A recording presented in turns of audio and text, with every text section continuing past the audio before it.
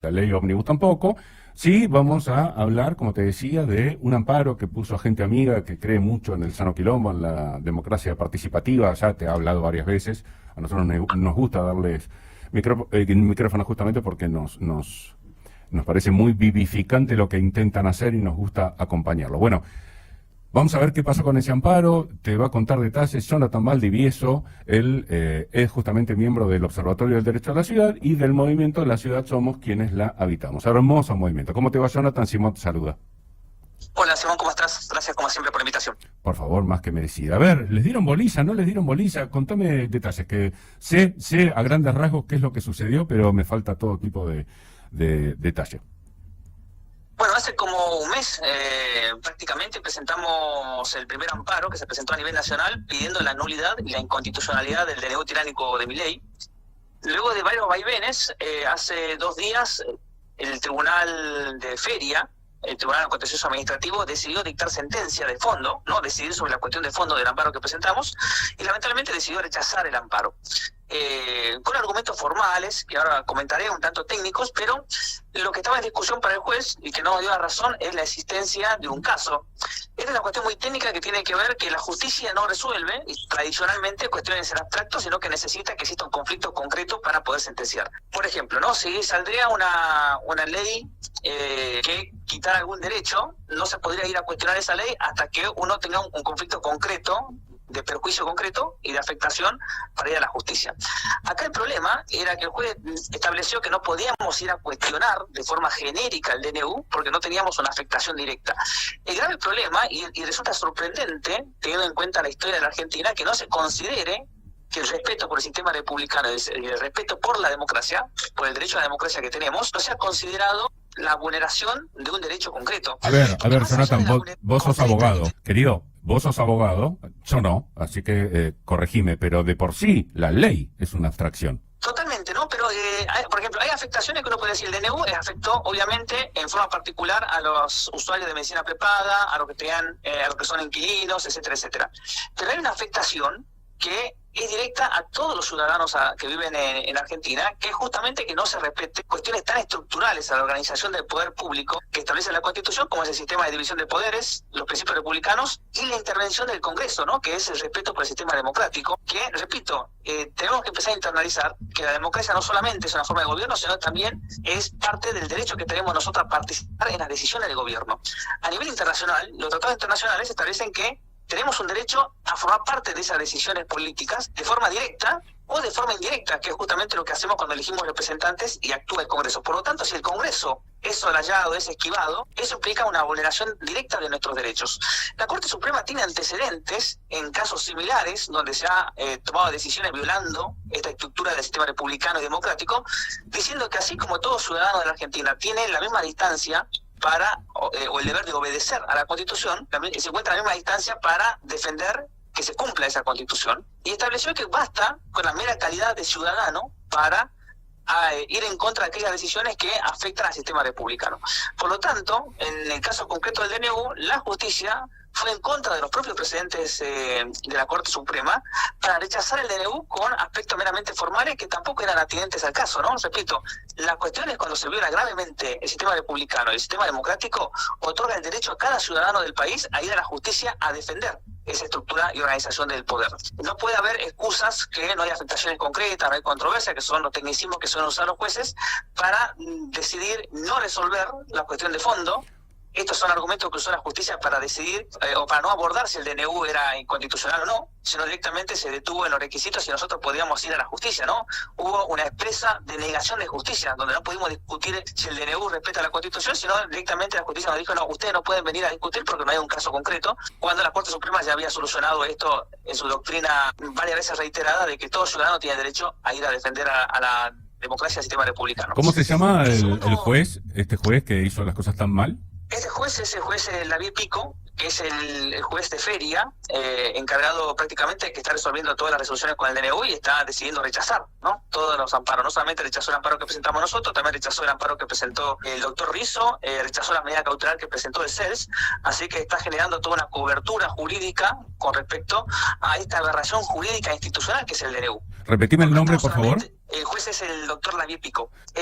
Y esto es importante recalcar que no estamos frente a una vulneración superficial o común, uno que uno podría decir, de la división de poderes, ¿no? Como estamos frente a algo inédito en la historia democrática de los últimos 40 años de la Argentina. Estamos frente a un DNU que no cumplió ninguno de los requisitos que establece la Constitución para su dictado, que está siendo usado para evitar el tratamiento y la discusión de estos temas en el Congreso, porque obviamente muchos de estos temas no habrían sido votados en el Congreso, así que se utilizan los DNU no para suplir o solucionar una cuestión de emergencia, sino para tomar decisiones que el Congreso no avalaría del presidente. Esa situación sumamente grave, no estamos encontrando que el Poder Judicial esté a la altura de las circunstancias para abordar el análisis de fondo y declarar la inconstitucionalidad de la totalidad del DNU. Sí, totalmente. Tal es así la situación que en realidad pretende derogar leyes que son fruto del trabajo del Congreso. Es decir, no puede tener más indiferencia por la tarea legislativa, ¿no? Y la división de poderes. Estamos hablando de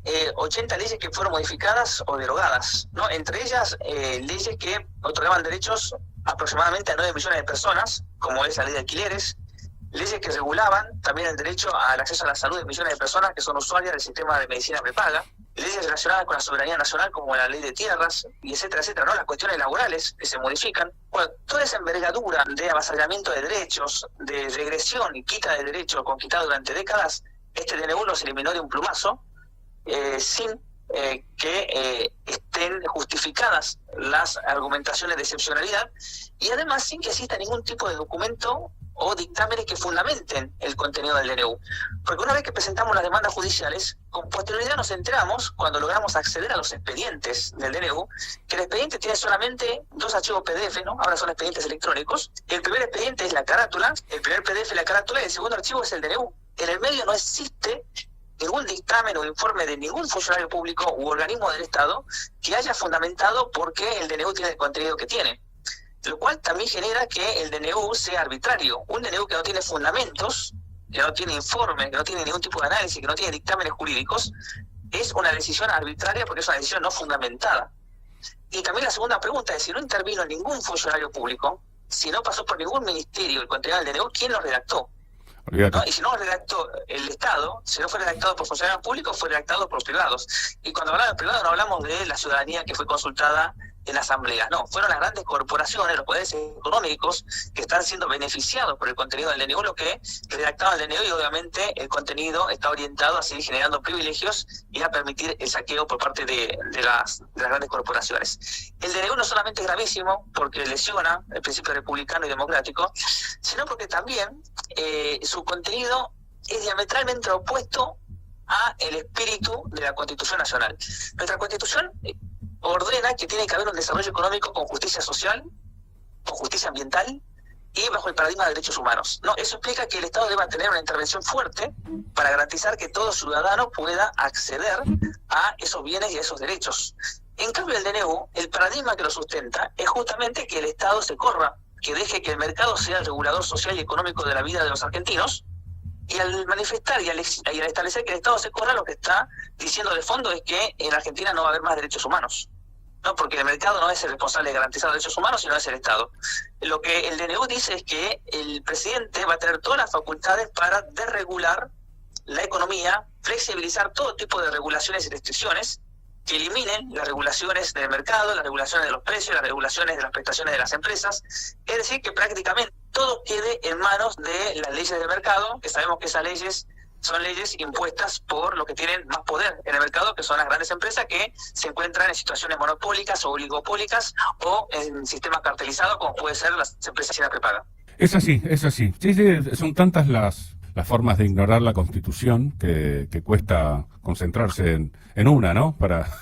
Porque también, o sea, arrancamos de que fue un DNU, un decreto de necesidad de urgencia, y la urgencia no existe, son leyes concretas, puntuales, tampoco le interesa la división de poderes. Digo, son tantas las cuestiones que nada, es difícil saber dónde arrancar la crítica. Y decime, pasos a seguir, ¿qué es lo que tienen pensado? ¿Qué es lo que habría por delante si es que quedan opciones?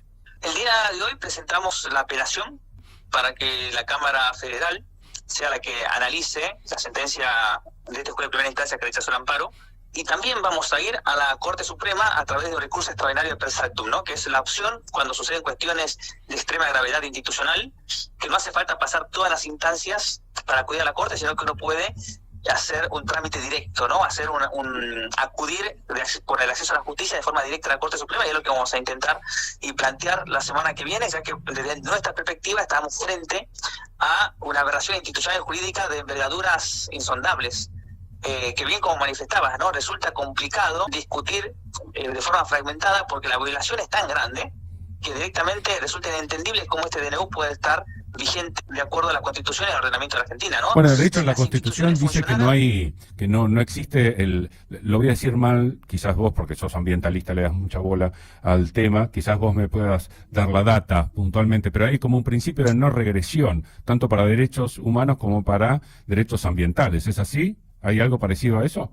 Uno de los ejes arquitectónicos del paradigma de derechos humanos es justamente que tiene que existir una defensa para los derechos conquistados, ¿no? Y esa defensa es que el Estado no puede retrotraer lo que ya te concedió. Por eso, ¿no? ese es otra. Socialmente acordamos. Ese es otro de los tantos actos de falta de respeto a la Constitución, ¿no? Es terrible. Claro, porque el principio de no regresividad tiene dos caras, ¿no? Por una parte, que no puede dar marcha atrás con los derechos reconocidos, o por lo menos tiene que compensar si hay una flexibilización de derechos, ¿no? En este caso nos quitaron todos y no nos dieron absolutamente nada.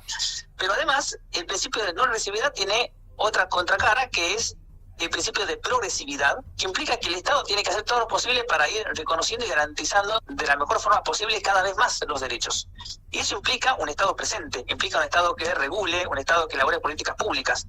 Acá no solamente violan el principio de no regresividad, al quitarnos derechos, sino que también nos dicen que nuestros derechos no van a mejorar porque hacen desaparecer al Estado, ¿no? El DNU y la ley ómnibus que se discute en el Congreso, donde Milei está pidiendo la delegación de facultades legislativas, el contenido es justamente para que se desregularice la economía.